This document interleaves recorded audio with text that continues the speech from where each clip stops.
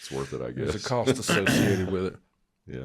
Well, welcome to another episode of Misfit Social Podcast. We're glad to have you, Cliff. It's good to be here. Thanks for being here. We're Thanks for being talking. here, Cliff. We're talking DJT today, number 47. Whoa. And the BBB, the Better Business. Yeah, you try to say it. Yeah. Better Yeah. Business Say Bureau. it. Say that three Look, times real fast. He puts in a text. Better Business He Bureau. puts in a text, y'all. He puts in a text all the stuff about Trump 47 and these different topics, and then there's a He pause. skips a whole. There's a gap. Yeah, like a long gap, like paragraph Yeah. separation. Uh-huh. And In he a puts sentence. just BBB. What do we think about the Yeah. What do we think? benefit of Yeah. the BBB? And what Plus I'm or thinking, minus on BBB. So I'm not taking the big beautiful bill and marrying it to the rest. So of the which topic. one of you first this morning said, so Hey, what's with the Better No, Business I was Bureau? up at 6 this morning reading to get an opinion about the freaking Better Business Bureau. And I've formed an opinion about it, and that ain't what you're talking my about. vision was you stayed up last night at that bar with Mr. Cohen, Yeah. and you guys were obsessing about some And then it got nuance in a text. with the BBB, and then that was going to be our topic for the day. I'm like, what do we know about the Better Business Bureau? I went and to studied at nothing. 6 this morning. So you put expectations on me that I didn't ask for. I just... And listen, look. He It and couldn't I, have been a clearer I'm just communication, though. He's like, that's on y'all. It's like, who the heck? What is BBB? I'm just a mouse in the labyrinth of his brain. Of his brain, yes. Whatever. But we both came to the same conclusion. Oh, so yeah. I'm not saying That's you know, fair. So what'd you learn about the Better Business Bureau? I mean, you took a little bit of time. So I could see where it could go sideways a little bit, like Yeah. strong arm. I There's come- 90. Look, there's 90 chapters in the United States, and they're all autonomous. Yeah. Did And- we take this off the rails yet? Was No, this- no, it's off the yeah. Yeah, I was mean, loaded for bear. yeah. I'm like, man. I mean, it I sounds was like reading- maybe we're changing the. I was the on docket, Reddit. The I was docket on- says BBB. It's not clarified, That's so I true. mean, we can go any Okay, direction. it's 90 you wanna go. chapters.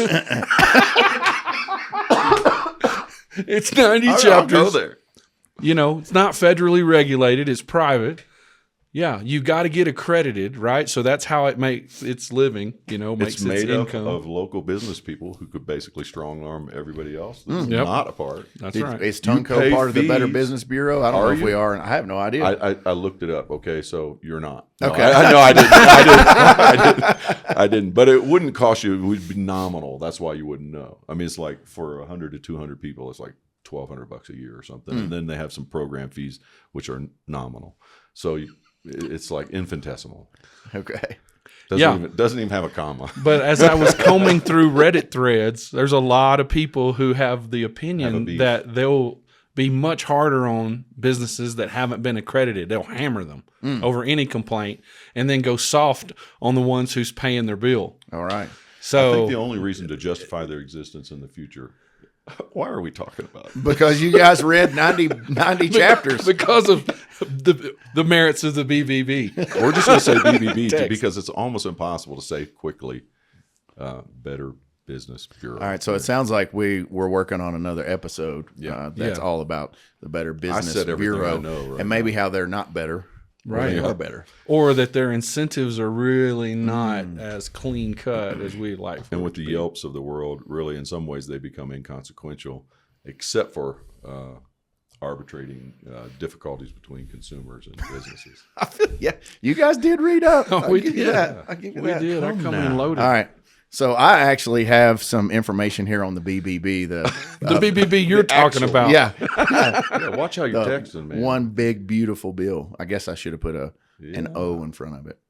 Well, let's talk about DJT a little bit. Last season, a hot topic for everything during that season of life was really, I mean, it's still hot today, was immigration. So let's just pick back up there because we were talking about, Royce, you had a friend who had an experience with a family that was deported that had been here legally and not illegally, here legally.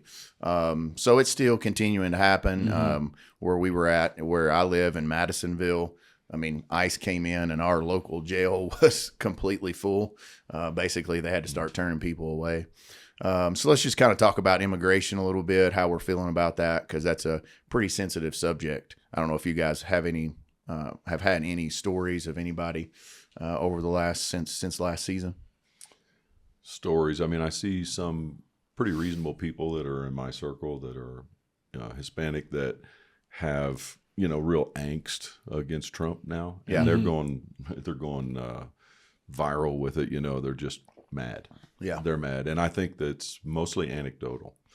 They know people that got damaged by the rhetoric and some abuses, The same. I don't have any specific stories, but just as people groups feel targeted and feel disenfranchised. And that's why I think in our original discussion is, can we do these things better? I mean, I personally am for a legal process of immigration. That's not anti-immigration. It's just not wide open borders where anybody can just come over anytime they want, illegally or however.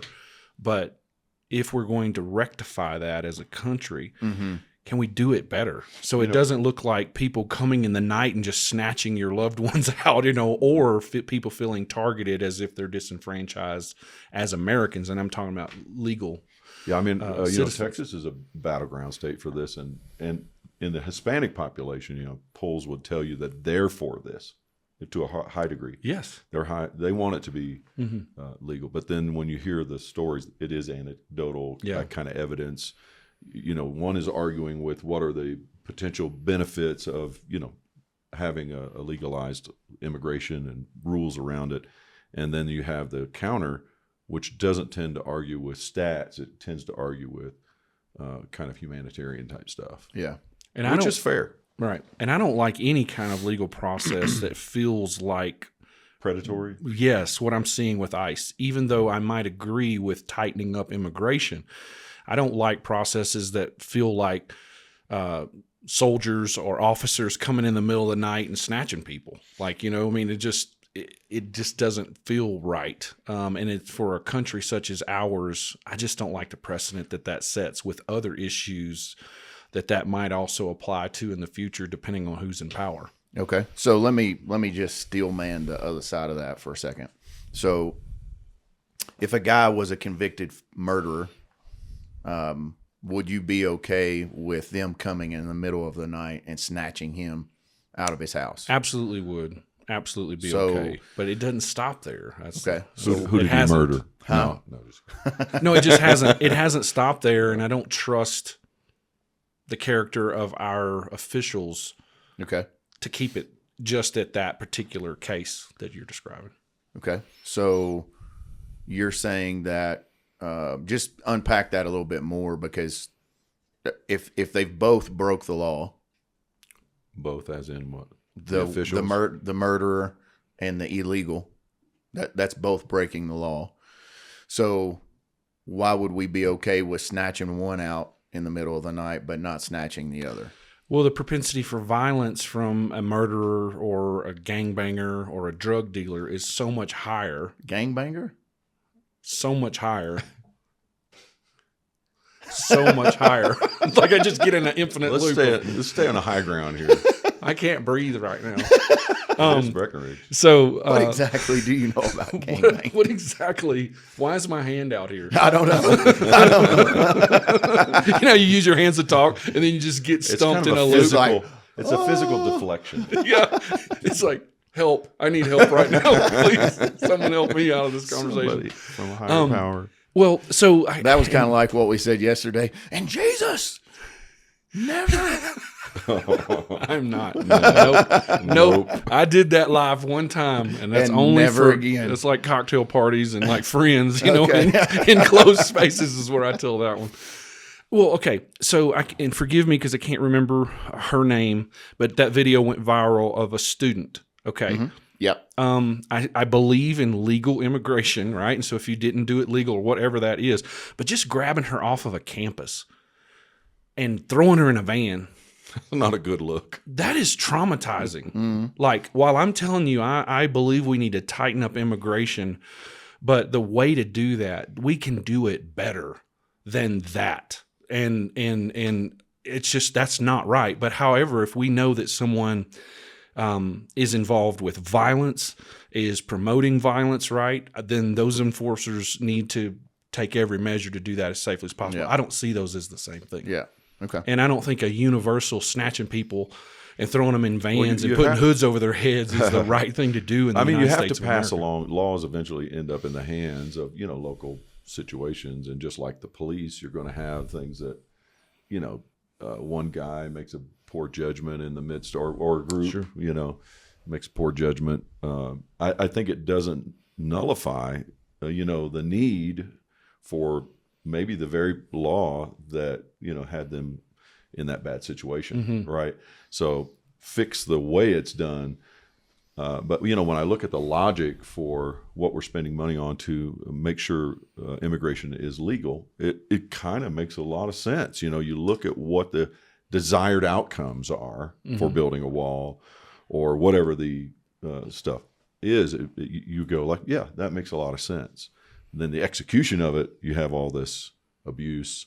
And I think that's the part that isn't thought through, right? Is how does this trickle down to the actual execution harder? Right, and precedents that are being set. That's the thing, like in any kind of late stage democracy where we are, we can begin to justify behaviors from officials of all stripes.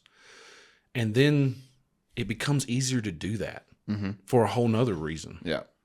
Because we did it that way. And I see it just the way that I think, and I think I've shown that on our pod quite a bit. We're leaning into fear. Like Nazi behavior. And I understand the thought. I'm not saying I agree with it, but I understand the thought. We have a wave of immigration that has been coming into our country. And so some of these behaviors can check it up and put a little bit of fear. Man, I just don't like. Well, it has to I be don't gradated. It has to be gradated. Like you can't, treat the criminal like you treat the guy who has his family is working his hind end That's what off, makes our you know what I country mean? exceptional, is it's that we always try been- to do it right. There's always been immigrants and hardworking people, and that justify their existence every day, and they're not harming anything.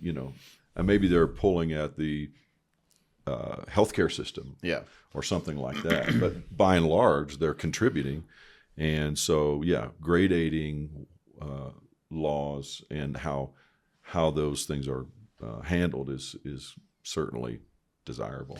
I think to just kind of put a cap on the way we're doing it is, I think it would help if when they're having those incidents like that, if they would not come and make it feel like they're covering it up. Right. If they could just say, you know what, that Don't probably do that, that probably didn't get handled right. Mm-hmm. That there's probably because I don't really know how I don't know how the ICE system works, but I mean, it doesn't matter if it's been in policing. We've had it in policing, military. There's just always own it. going to be some asshole out there that's going to go over the top. Sure. And it's like, then it makes the whole thing look like that's what it feels like. So Do you think my regret on what's happening is that when those incidences are recorded, some group needs to come in and be like, okay, this is what really happened, and it not feel like a cover up.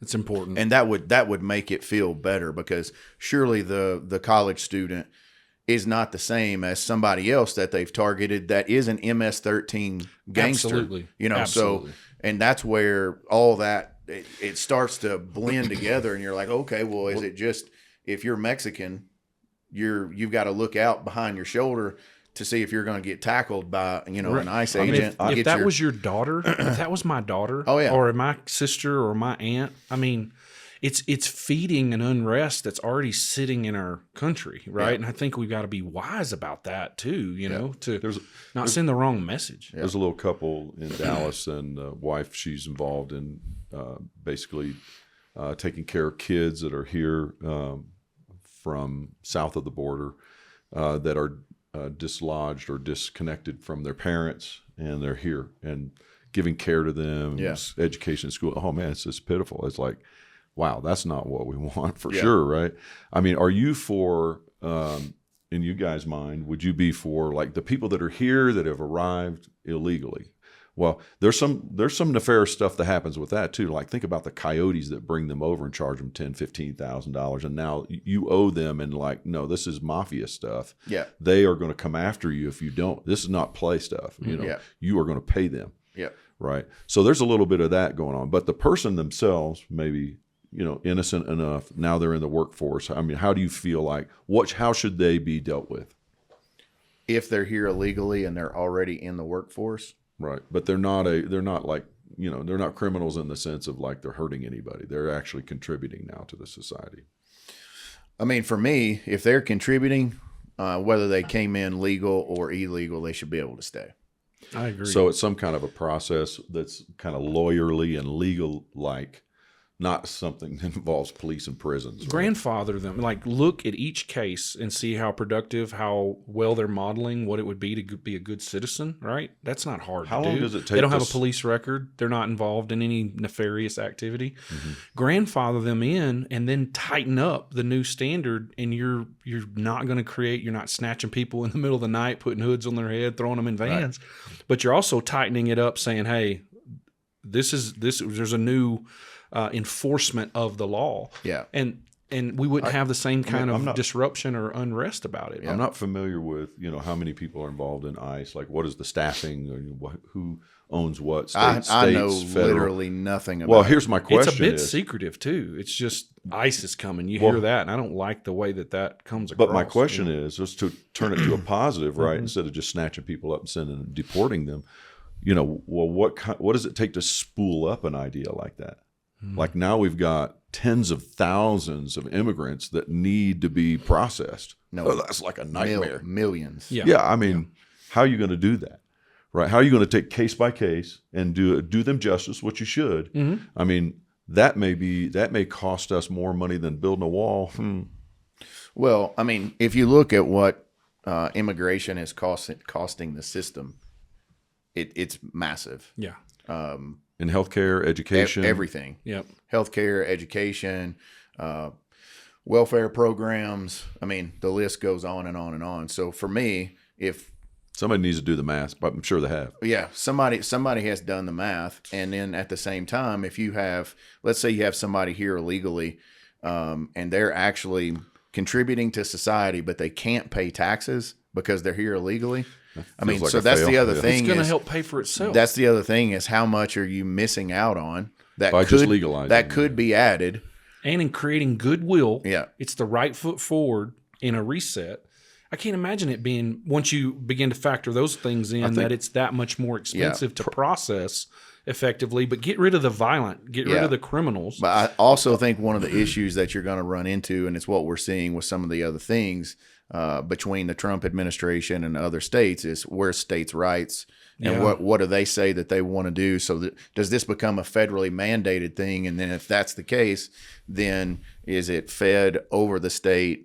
Who pays for the implementation of the policies, county by county, state by state, or, And how imminent is this problem? I mean, is it just a problem because politics have brought it to the fore and that's why it's an emergency, or is it an actual emergency, right? Okay, so if it is, let's say, it demands some attention that's immediate, then, there's going to have to be some coming off the top ropes to start. But right?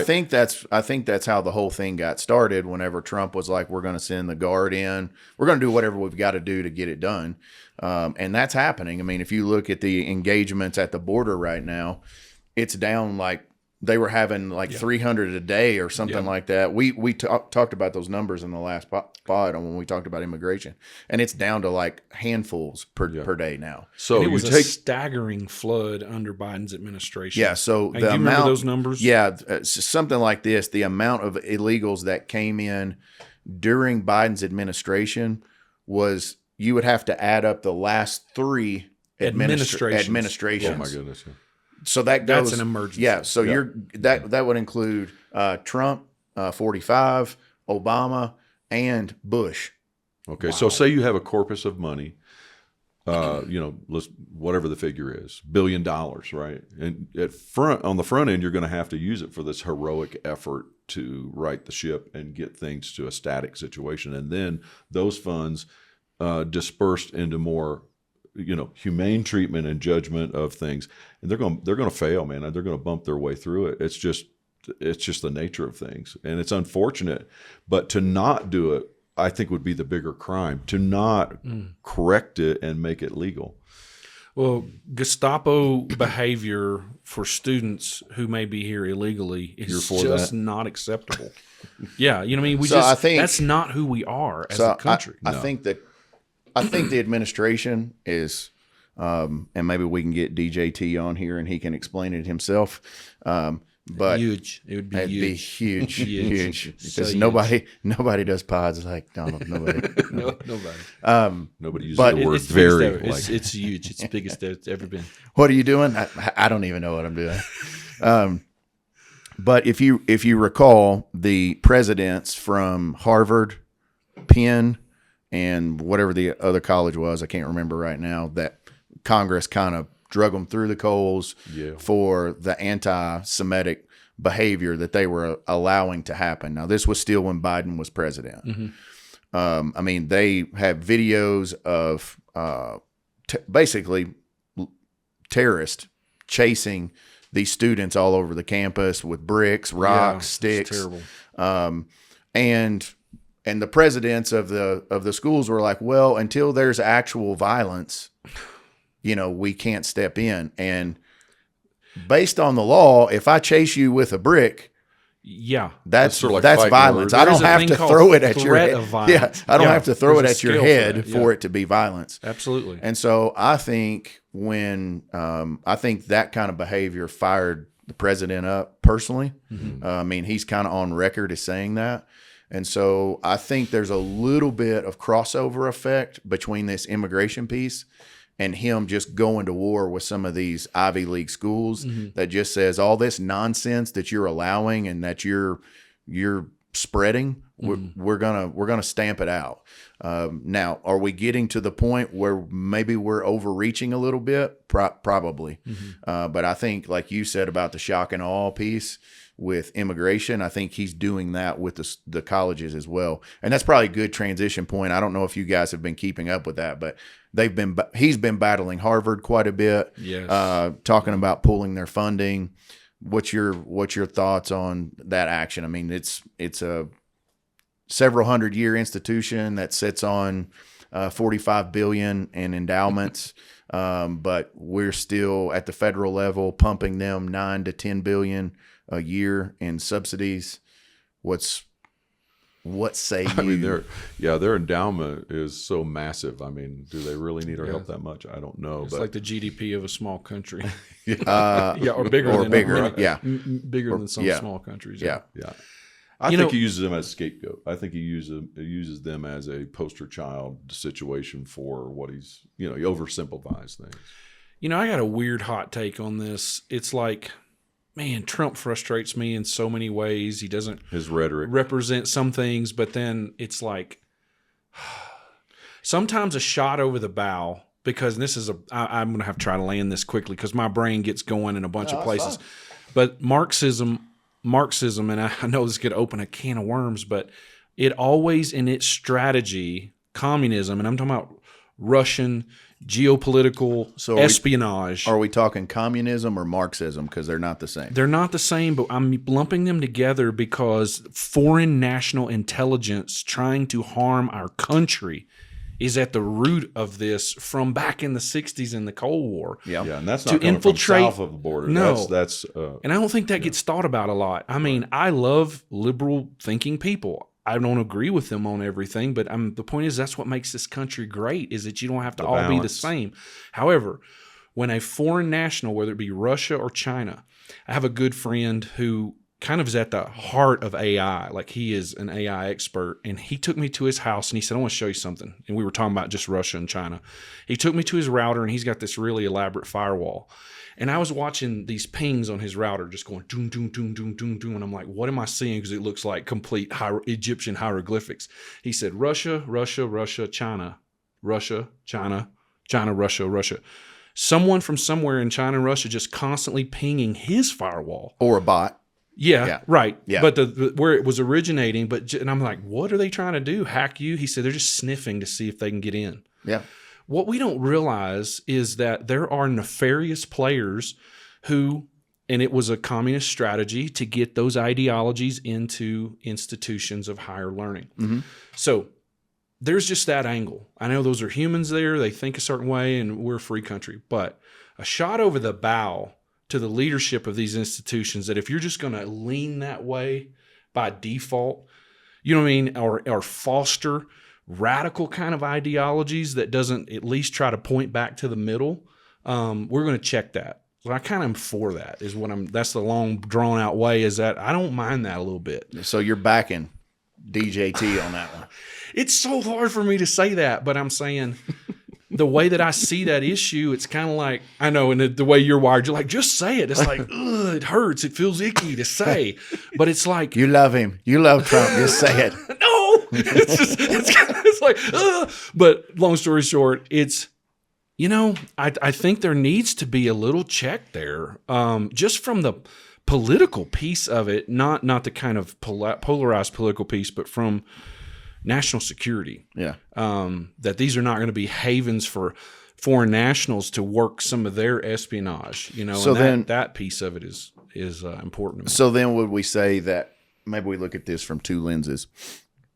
There's things that they could be propagating and allowing.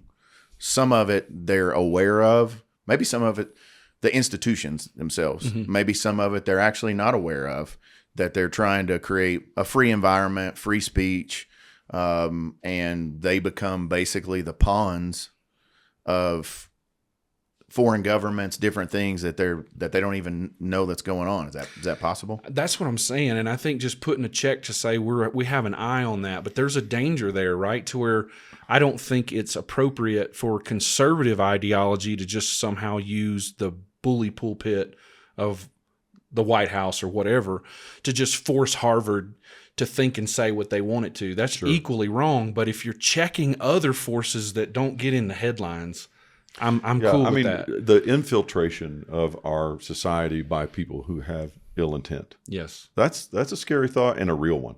Did you know this was Trump 45, his first presidency. They did this didn't get a lot of headlines, but they did a deep study just on Facebook, the top Christian, air quotes, Christian sites that were promoting and pumping out content were not even run by humans. They were bot farms from Russia and China. Yeah. So all I'm saying is there is a lot of forces at work to try and create a disunity in our country to cause us to unravel. And I don't think we realize how important that is. But I think, again, if you turn the page on that as well, we're doing the same thing. Sure.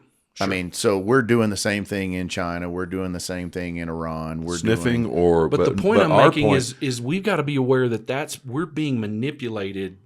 Not just by our own government, but by other governments. I mean, maybe I'm naive, but I think our reason for some of that espionage type activity would be to protect, right?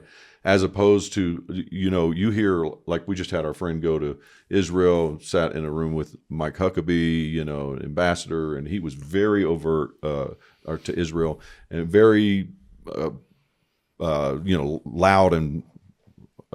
He didn't pull any punches about what the intentions of Iran were toward Israel, and that America is the great Satan. Well, I don't know.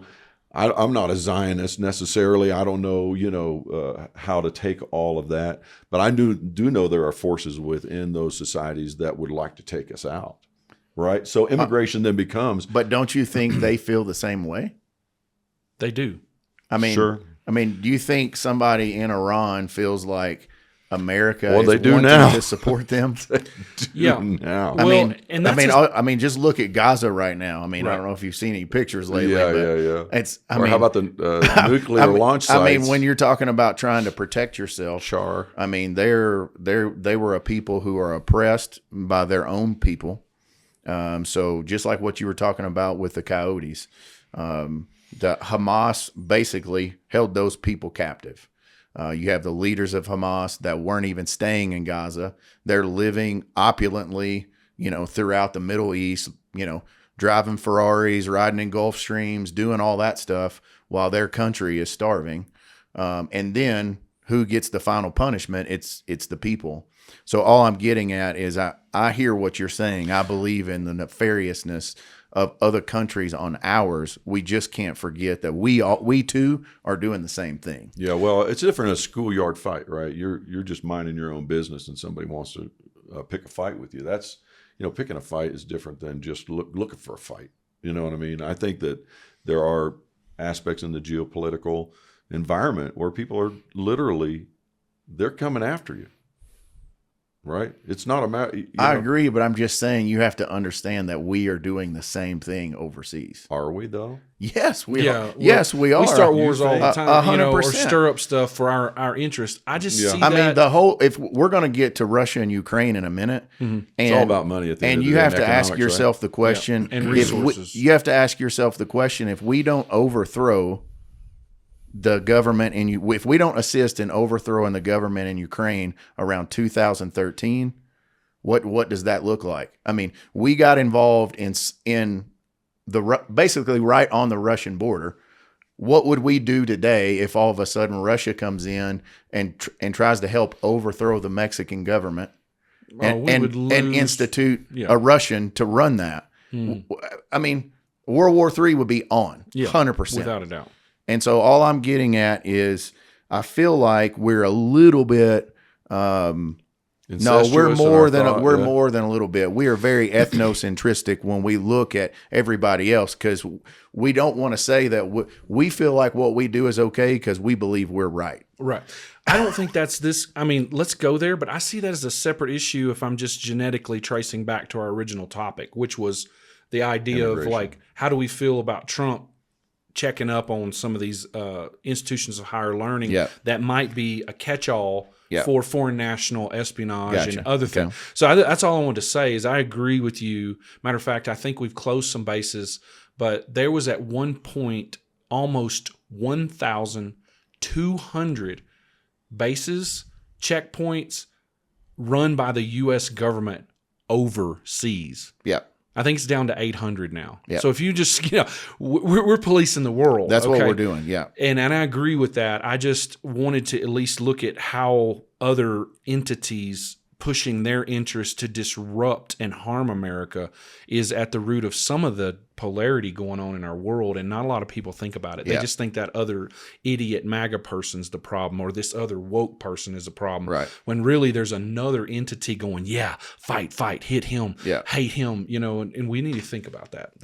And I think that's what Pete Hegseth was trying to get at when he was eating the media's lunch that day. Yes. To just be like, hey, we need to be Americans right now. Yes, we don't need to be like over here or over there, because this was a big win. And like we said in one of the other pods, that had been in planning for 15 years, which meant that went all the way back to the Obama administration. Yes, sir. And they're the ones that kicked off that plan. Mm-hmm. So we'll land the university piece with this. The Supreme Court, when they overturned some of the DEI stuff, that case that came all the way through was a group of, I think it was a group of Chinese that had been discriminated against, and the lawsuit was against Harvard. And so that's how all of the DEI stuff got struck down. Well, they still today, at least according to Gemini, that's what they've received a letter directly from Donald Trump on changing that policy, and they're refusing to do that. So in my mind, if the Supreme Court has struck something down and they've said that, hey, this is basically this is unfair. You are discriminating against this group of people. I don't think they just get to stick their thumb up because they're a how many ever 100-year institution with $45 billion. So for me, I feel like the federal government is well within their right to say, okay, if you don't want to abide by the law, then we're going to treat you as a non-law abiding organization, which means we're definitely not going to give you money, and we may do more than that. Yeah, we're a nation of laws. I mean, that's the foundation of what it means to be American. Yeah, is that we have laws that help govern our behavior, and we should participate whether you like those laws or not. I think some speeding laws are stupid, but if I don't abide by them, I get a ticket. Yeah, you're going to get a ticket. Yeah, that's just I don't get to decide that.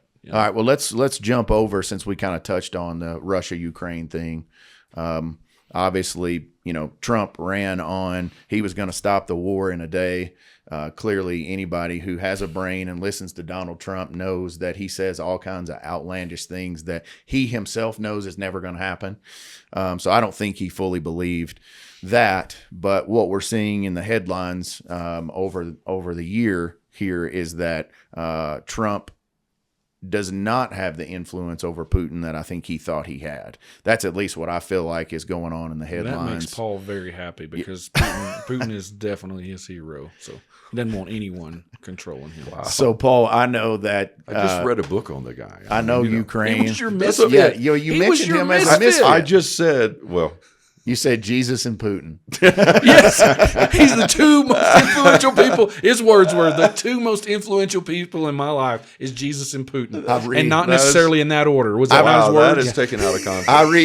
I read the King James and I read Putin's autobiography. That's right. And he said those are the two books that are on my nightstand. That's right. And then he said, if King James was good for John the Baptist, it's good enough for me. It was a fair handling of him by a man who had no skin in the game. Mm-hmm. That was that book. It was his misfit. Philip Short. Yeah. So what do you think about? How are you feeling about your misfit these days? Yeah, and what's going on in Ukraine? No, I don't like Putin in that way. I don't like what he's doing. I don't know that that's new information. Get out. I don't think we understand the whole drama over there at its core. Of course. I just don't think we understand it. So I feel, because I know so many Ukrainians and I know the abuses and I see the carnage and everything that's going on, I'm like, wow, how do we allow this to happen? What is this? It really bothers me. To the point I could cry about it. I mean, I was talking about. Stop. I'm here for you. I don't know what you guys are pulling out of that whole Putin reference, but if somebody, it's just a funny one. If somebody assassinated him, I don't know that we wouldn't be better off. I don't know, but I'm just saying. Cliff and I looked at each other when you said your misfit was Putin, and we were like, "What?" He's a misfit. He is a misfit. I don't know if he's a misfit in the way that we were. But let's just talk about how, I mean, clearly Trump felt like that was going to get wrapped up super quick, and that's not happening. And now you had Israel and Iran, Hamas. The more distracted I think the U.S. gets globally, the harder it is to be focused in on what's going on there. So, I mean, we're talking about Trump. The question is, do we like how Trump is handling that? Do we feel like he's being effective with it? He's come back to the EU now and NATO and is trying to work with them. So selling munitions as opposed to giving them, at least allows him to give tacit support while holding up his image of economic stewardship. Yeah, that's just smart move on his part politically. But I'm happy to see it. I'm happy to see them supported. Yeah. How do I think he's doing? Is that what you're asking? Yeah.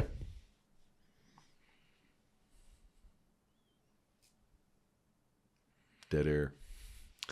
I think the tariff stuff remains to be seen. I can see the strategy of that. Are we switching subjects to tariffs? Well, you were just saying how's Trump doing, or how? Well, how I mean that's the whole thing is what we're talking about. I just he's using tariffs as leverage. We'll come back to tariffs. I was just going to throw out where I think that remains to be seen on that.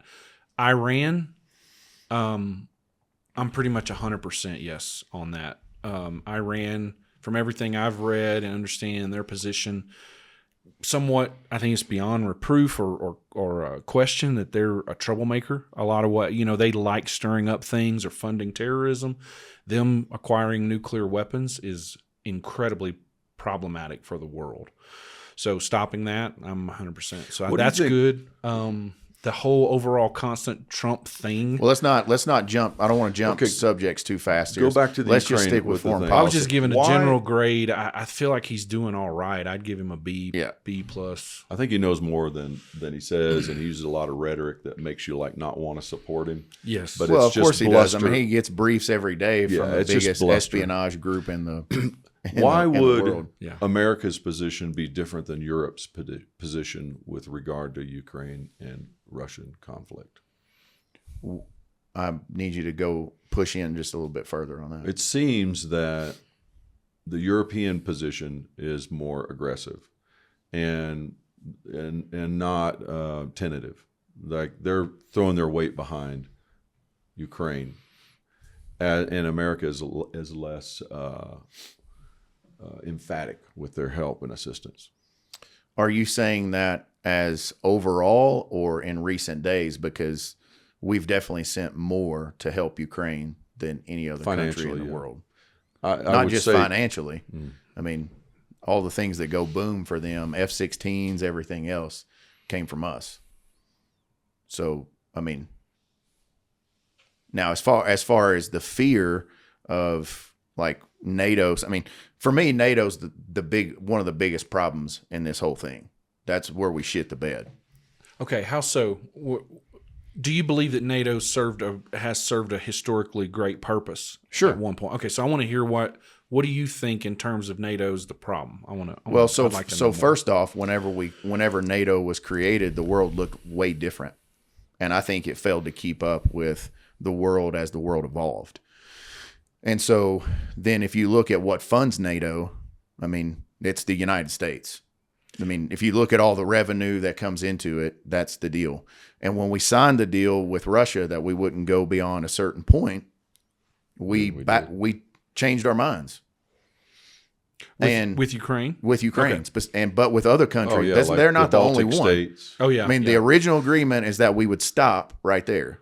So Finland, help me just refresh my memory. Estonia. So with Finland, is a Finland also would be like stepping beyond that? I don't remember what the line was. Is what I'm probably just didn't know. If was one it of you originally would like East Germany or something like that? Yeah, we would have to Lithuania. We'd have to pull up the map. That's but the point is we started with a line and said we wouldn't go across it. And we've just inched across it That's to where there is. It's like the last piece in the puzzle is correct, because originally there was like a gap there between the Russian border and the NATO border, and then that gap was just like a safe zone, a neutral zone. Russia said they wouldn't incur, and we said we wouldn't, and NATO said they wouldn't either. And then Russia actually at one point asked if they could join NATO. And they were multiple times that was asked, said no. I'm not arguing whether they should or should not. Would you like me to tell you about Putin's biography? What they said about that? Yeah, we'll get to that in a minute. We'll get to that misfit in a minute. But then, so we said it was okay for us to expand, but it's not okay for Russia to. Yeah, and so that's all I'm getting at, and that's what I was saying when we were talking about immigration earlier. I think the way a lot of the non-Western world sees us is that we constantly move the goalpost to help ourselves. It's problematic. And so when you have a repeated over the last 100 years, basically, let's say post World War II, after we decided we were going to be the world's police, said, hey, Japan can't rearm, Germany can't rearm. So what do we have to do? Well, we have to make sure the world is policed. That's the agreement that we did. You might want to go back and change it, but you can't. So, and then we never evolved past that. And then when we started doing what we said we wouldn't do, we just kept on doing it. And really the reason why we can keep on doing it is because we're the big gorilla in the world. Well, and there's not a lot anybody else can do about it. Ukraine is not part of the EU. They're not part of NATO, but ostensibly they are. I mean, just everything about them is West leaning. So now he's like, okay, last piece on the puzzle, you're going to move. Well, I'm going to make a pathway down to the Black Sea, the Caspian Sea, that you can't alter. And we've got our St. Petersburg on in the north, and we've got all the way to the Black Sea. It's ours, and that's what he's basically trying to do. I mean, historically, it had gone to the Dnieper River, which would be a lot of territory, which would encroach literally on the city of Kyiv. I wouldn't be surprised if they got their eye on that. It's just a move so it's a defensive posture for one thing, but then it's full of resources too. I mean I get resource that. rich. I get that, but all I'm getting at, if you want to brass tax it. In 2014, whenever they took that lower region, is that the Donbass region or well, the island, I can't remember. I can't call it But right now. just that South Crimea. Crimea. I think that was very strategic for them economically. I think it made sense to them. He knew he could go in and take it, and basically, I don't know if anybody even died in that. That was just like a bam, it's done. And he laid down the gauntlet and said, okay, I needed this, I wanted this, but moving forward, we won't do anything else as long as you guys agree that Ukraine won't enter NATO. And we just never would come back to the table. And we thought he was bluffing, that he wouldn't really do what he said he was going to do. And he did. And now, now we want to get that, you can't put that genie back in the bottle. I mean, it's just not going to happen. I'm trying to, what would get inside of his head though, like to bomb parts that are not even a part of the contested territory? For me, that doesn't even, I'm not trying to get in his head because I don't even know if he's mentally stable at this point. But my basic point is that we had the opportunity as NATO, because that was your question, right? About where I see NATO and how they shit the bed.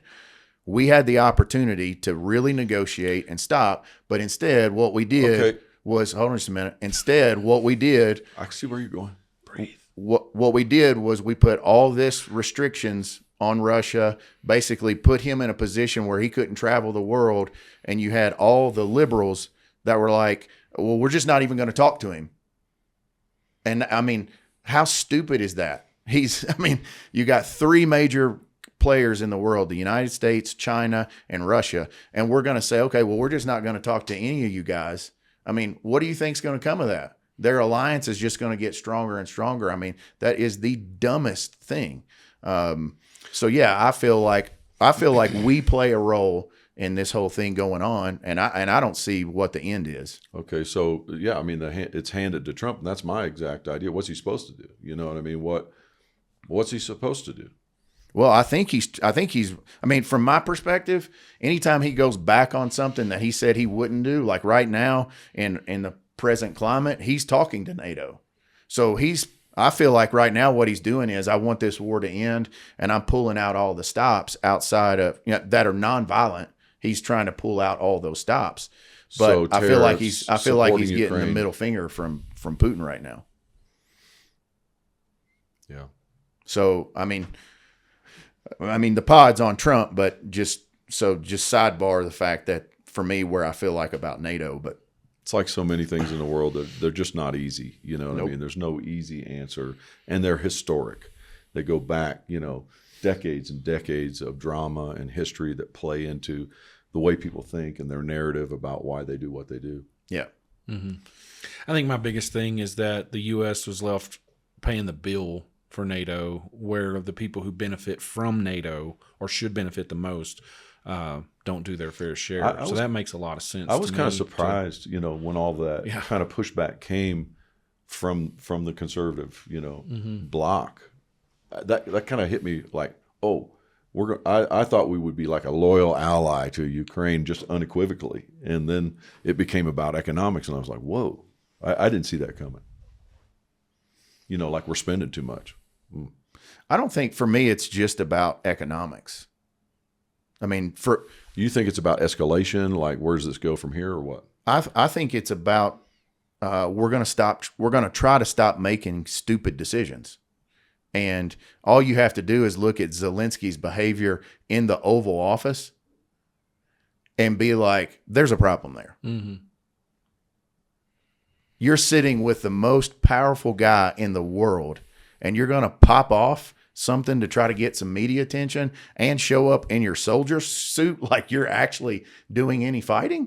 I mean, I don't think it's just about we're tired of spending money. There's a lot more to it than that for me. But like here we are in Iran, I mean, dropping bombs. Yeah, we've never dropped that bomb before ever. Well, I mean, that's unprecedented. But what's your point? Playing police. Yeah. what's the difference? Where I'm at with that is someone's got to do something at that scale for me, I don't see the Iran thing and what's going on in Ukraine as even close to the same. Yeah, I agree. So we are supporting Israel right? We're being a loyal ally, essentially, to Israel. We have our own interests for doing it as well, I'm sure. But then, Okay, so did you hear Trump drop the F-bomb on Netanyahu the other day?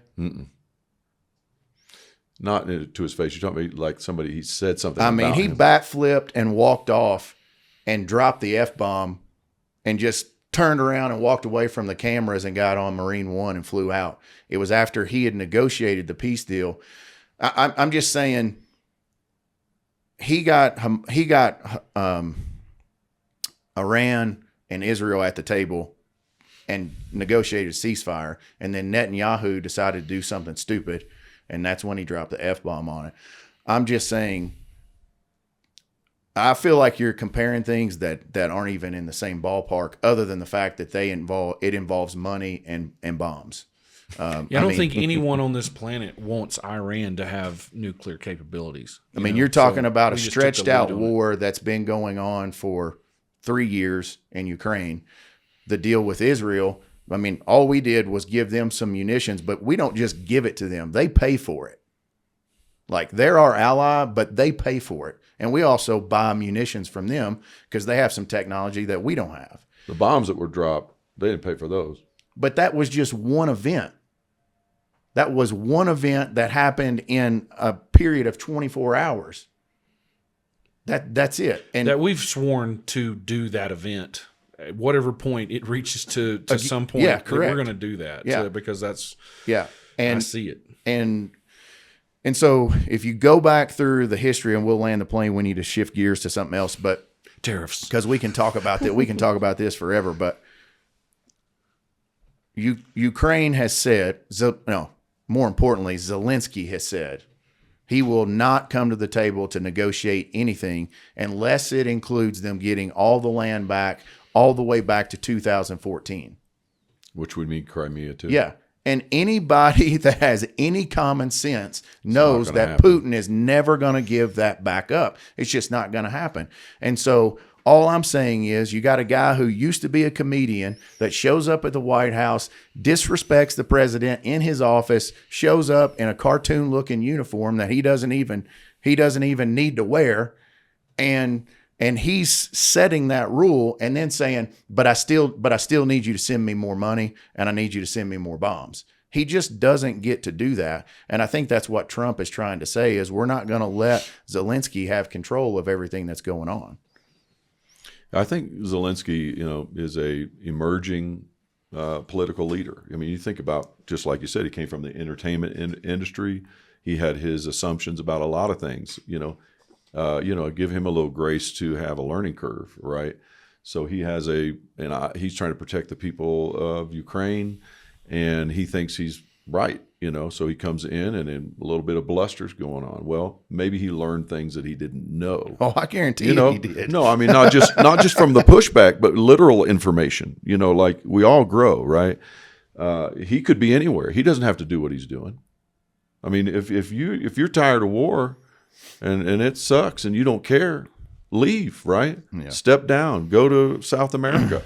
No, he's staying in the bunker with the people. I got some respect. Yeah.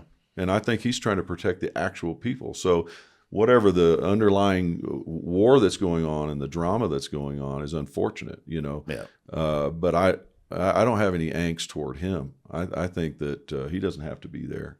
Well, so we're talking about Trump. I think in general, he is trying to get the war to be over, and seems like for that. We're all yeah, for that. Yeah. So let's talk about tariffs. Royce, you want to talk tariffs? You go first. No, you go first. You brought it up. I was just commenting on, I think the jury's still out on whether or not this is going to, yes, has it brought a few people to the bargaining table? Sure. And I think that probably was a lot of that. But I think the jury's still out as to whether or not this is going to be a successful strategy or cause more disruption than it's worth. I don't know. What do you think? I don't know much more than that. in my opinion. Tariffs, historically, they're not a complete game changer money-wise for the United States. It's in the billions, obviously, but Trump said I'm curious. It was going to make us very, very rich. Yeah, I wonder. I would Something love to along see those the lines. numbers, though. He now. also said he was going to end the war in one day. I know. I would like to see what the stats are for like what we've earned historically from tariffs, and then what that is going to be like now, and maybe even the trade-offs with the tariffs we pay. Like, you know what I mean? Is it just shuffling money? It feels like it's just a bargaining strategy to try and get people to the table to negotiate better deals or to get better trade balances. And I'm not against that, but with the complex economy, modern economy, I'm not sure if it's going to ultimately be successful, right? Yeah. What do you think, Cliff? I was trying to pull that up for Gemini's not working on me. Sorry, Google. But To see what the tariff, the amount well, of income. the revenue actually put us in the black for when they brought out the numbers the other day. The black for what though? I mean, we're going backwards by the trillions. Yeah, I mean, yeah. What do you mean? Well, you can look that up while I'm talking. But I think it's, for me, I don't think it is as much about a negotiating. I think it is a negotiating tool, but I don't think it's what the average American thinks it's about. Okay.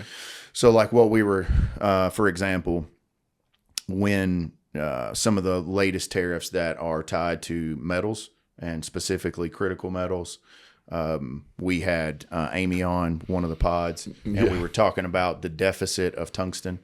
We're a 50% net importer of tungsten. And so just to try to delve this really quickly, what has happened over the years with China, because we didn't have extensive tariffs, whether it was cobalt, nickel, copper, any of those things, what they could always do is they always had multiple levers that they could pull, and we had no to give themselves a competitive edge. Specifically in tungsten, what they've done over the years is, if you back to the early 90s, recycling was kind of going on in tungsten, but it wasn't as prominent as it is today. What started happening was China started pulling the lever of primary material that they would let out of the country. So they said, okay, we're going to restrict that.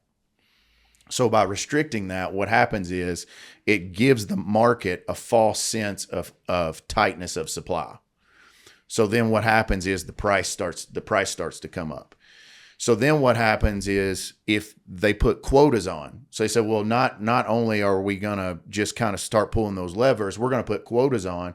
And by putting quotas on, it pulls that material even out of the market, so that they're Quotas on, as in, what do you mean quotas? On the materials that they're shipping out. So like for primary. So they are shipping stuff out, but now we're going to dial it further back? Oh. So now it gets even further back. They're controlling the market price. So then what happens is you have tungsten manufacturers in the United States, that they're effectively out of business because they don't even have the raw material to make their product. So what happens is, and that trickles down to the businesses that have to make it. So now they're going to go to China to look for it. Bingo. So that is like just a snowball effect that starts out as a marble, and by the time it's done, it is a massive boulder. But you were telling me that the tariff that, maybe is put in place to kind of obviate that whole problem then was like circumvented through South Korea or something. This is exactly where I was going. So if we only put the tariff on China, what they can then do is, so what we did first was we said, okay, we're going to tariff everything, everything tungsten. We're going to put a blanket tariff on it, so that you can't pull all of these levers to get an advantage to where you can sell finished parts, preform parts or powders or whatever it is. We're going to tariff all that. Well, then it takes a little while to see what their strategy is. So they have the ability, like they can stand up a chemical plant in like 9 months, soup to nuts, just from dirt to actual production. So they'll go to Vietnam, they'll go to Thailand, they'll go somebody that doesn't have a tariff relationship anywhere in the Asian rim and stand up, a 5,000-6,000 ton plant where we don't have a tariff relationship. Exactly. So recently, we've seen South Korea, which we have a free trade agreement with. He's like, you know what, we're not going to do that. And guess what? The largest tungsten company in China owns a tungsten recycling facility in South Korea. So they're just a puppet for China, yeah. So we're like, okay, well, if that's what's going to happen, we're not going to let all those cheap goods come in and put our people, put our jobs out of business. Because again, when he's talking about making America great again, he's not just talking about so everybody can drive around in a Ferrari. And that's the problem I have when we talk. We're so inflation sensitive because of what happened to us post-COVID. I mean, if you were to rewind the clock 15 years and said that we had an inflation and a growth of around 2.5% to 3%, have you heard the 3-3-3 rule? Heard it. Yeah. So we've tried to get there forever, and like we're really close to that right now. But if inflation takes just the slightest little 0.1 tick, people are losing their freaking minds, and they don't even know what it means. Yeah. But what they do know is when they go to Wendy's and take their 2 kids, it's $40. Now, I don't think it really costs Wendy's $40 to make those burgers. That's a whole nother, because we just went to In-N-Out. Yeah. Give a shout out to In-N-Out, and it felt really affordable. Yeah. But so I think the tariffs are more than just a bargaining chip. I think it is critical to the survival of us. But here, we got to decide whether we want to be just importing everything from the world and living high on the hog, or we want to be a manufacturing. Well, like take like tungsten. So it doesn't matter what you think about tariffs or what China does or whatever. Still, the primary source of tungsten has got to come from somewhere besides the United States. Mm-hmm. So we're going to have to be a player, whether there's tariffs or not tariffs, or if Vietnam becomes a puppet for China. We still got to play because we need it. So the most current data. So that I'm just saying, I would argue that the tariff. I don't know what the tariff necessarily, if it changes anything. Oh, it changes everything. Go ahead and read that point. Here's the most current data. So there was a massive surge June 2025.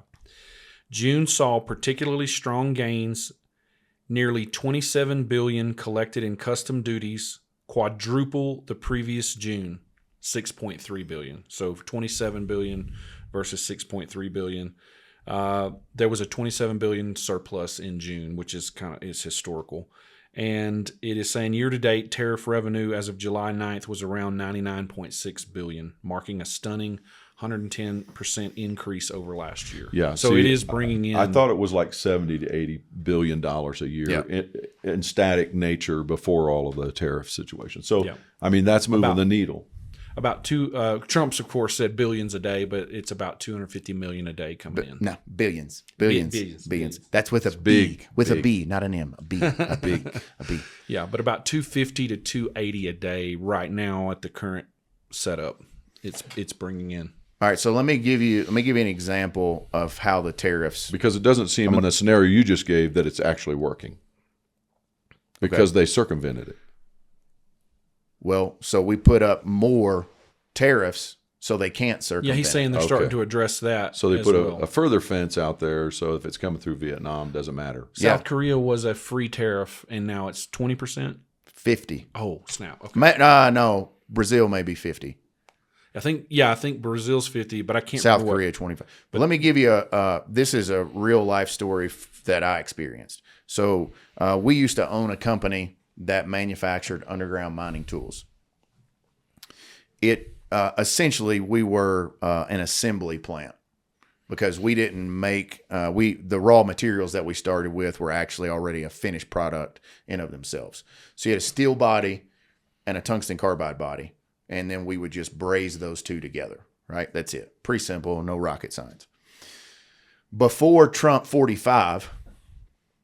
Before he put all the steel tariffs and everything, you could get a finished product, the steel body and the carbide, completely finished, ready to go, and packaged. You could get one of those pieces for less than you could get the tungsten carbide made in the United States. They would sell the full finished part for less than one component. Wow. With the tungsten on it? With the tungsten on it. So China was doing this, offering this tool? Yes. Wow. Yeah. And so we went through an era where... You're just like, well, give up on that business. That's not profitable, right? So correct. So if you go pre-banking crisis, 2008, 2009, there was still... China was still fairly behind the times on performance. Mm-hmm. So...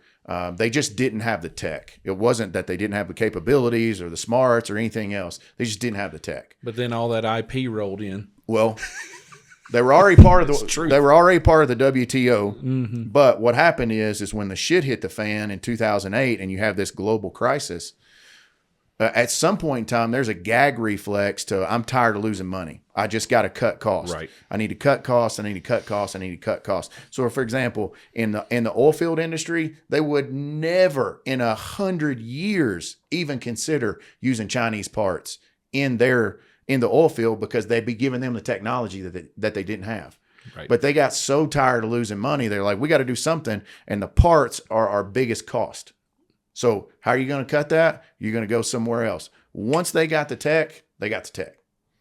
And so now, in those years, man. and they can stand up something fast, man. And they can get to quality really quickly because they've got a ton of smart people over there. Mm-hmm. So, and it's a hard-working culture because just to make a quick plug, it's a collectivist culture, and they see China's larger success bigger than any one individual's success. Yeah, for sure. And that on this stage is you're seeing the performance of that works. I just had to make a group identity plug. And it's been a minute since I've looked at the numbers, but if you look at the GDP growth of China post 2008, it's a hockey stick. I mean, it is straight up.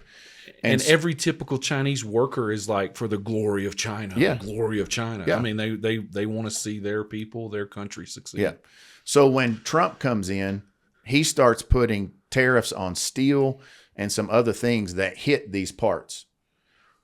And then I'm serious, within about 3 months, their prices rose high enough to where we could act. And because at one point we were buying steel bodies from China and we were buying the tungsten parts from the US, right? It rose enough that we were actually then buying all of our components in the United States, and they couldn't compete they were both at an elevated price. Now, it elevated a little bit, but now we're on the same playing field, right? So they're not overly subsidized. The tariff takes away that ability for China to over subsidize because that's what they do. Most businesses are owned 50% by the Chinese government, so they can lose money based on the strategy that the government's telling them. Do you think there are subsequent manufacturing trickle down from all of this?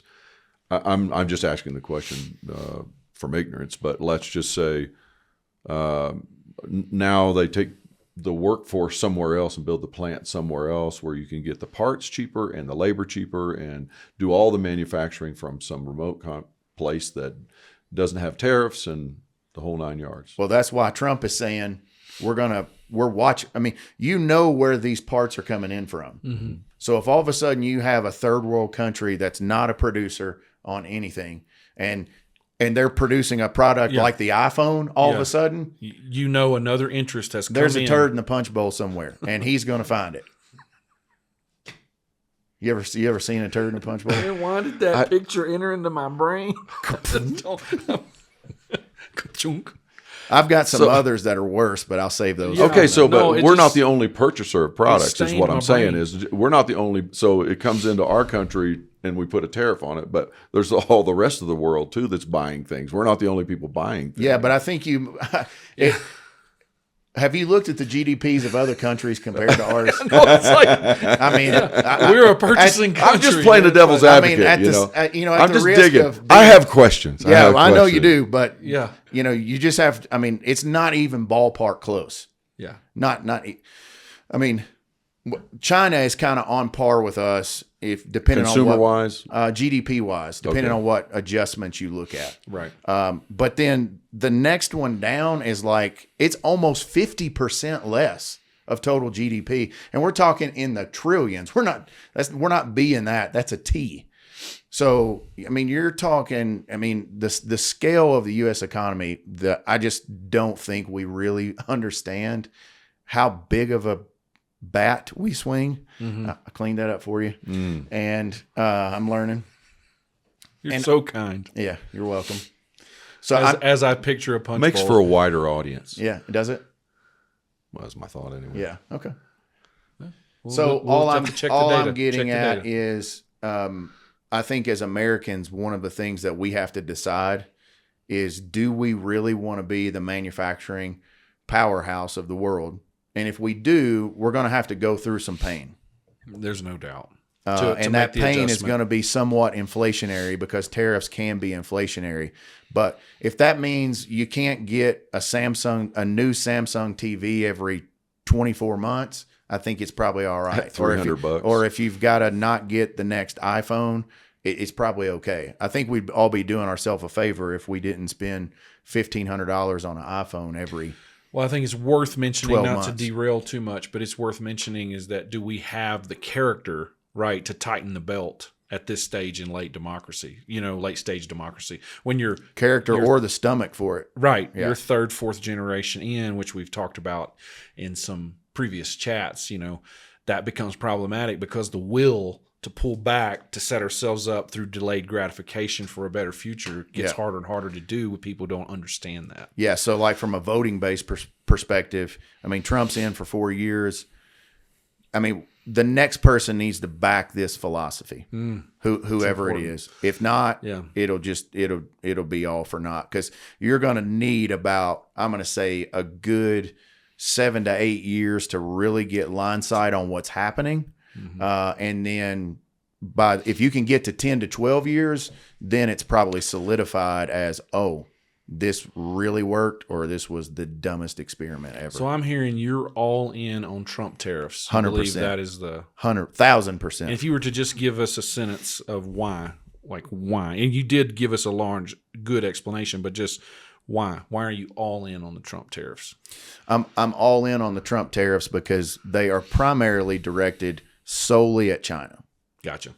I don't care what country you see a tariff going to that doesn't make sense to you. You It's just to have to reset get that in your imbalance. mind Yep. that it's all, I don't care if it's Canada, Mexico, South Korea, Brazil, it is not directed at those countries. It is directed 100% at China. Is that China. Yeah, so we're probably out of time, but does it have the potential to hurt those other countries in our trade relationships with them, just to target the China possibility, like South Korea, that they've put a tungsten salvaging plant there, and we need now to target it? Sure, it does. Is that going to hurt a lot? It does, because we're drawing a line in the sand, and we're going to make you pick. Okay, even our partners. Yep. Okay. Because you're So You're we're going to allow policing them the to world use because you that this way. is the new Cold War. through economics Yeah, now. right. This is the new Cold War with China, Right. and It's economics. we don't mind doing we do a lot of business with China, and we don't mind if our trading partners do business with China. But if you're doing business and giving them the upper hand, that's a problem. what we're putting the. So I like it. if I'm putting it in a sentence, I'm going to say we've got to be committed to taking that economic leverage that they have away, no matter who that impacts, Agreed. for the greater benefit of our economy. Man, that's a whole really nother good statement. podcast. But how then are the geopolitical war mongering or incidents around the world, like the Ukraine, like Iran, how much of them are actually tied to that talk? You wonder. What talk? I think, in In other my words, opinion, is it ideology or is it economics? Go ahead. I think in the future, and there's a lot of thinkers that go along this, whether economic or resources, it's going to be at the root of every future conflict, Economics. or resource management. Resource right? management. Yeah, But it always has been. always has been, but that it's going to be more pronounced. If it was over, It's the Vikings. I mean, go all the way back. Every war that's ever been fought was over gaining Yep. a foothold Yep. on some kind of resource, land, the gold that they had, whatever. I mean, And so they take the ideologies. but and we're actually- But now we're fight more with dollars Yeah, and euros and yens. Yeah, and then than we fight with weaponize ideologies. that, or just mask it with that, because it's often justifies it more easily in the media. Yeah. Okay, well, we didn't get to the BBB We did talk about the Better Business Bureau a little bit. Yeah, well, maybe that we'll was a get good to the sidebar. BBB another time. Maybe we can talk both Better Business Bureau and One Beautiful Bill. Big beautiful bill. All right, boys, that's a wrap So huge. from the Misfits Social pretty good. Podcast. Bye-bye. Let's go.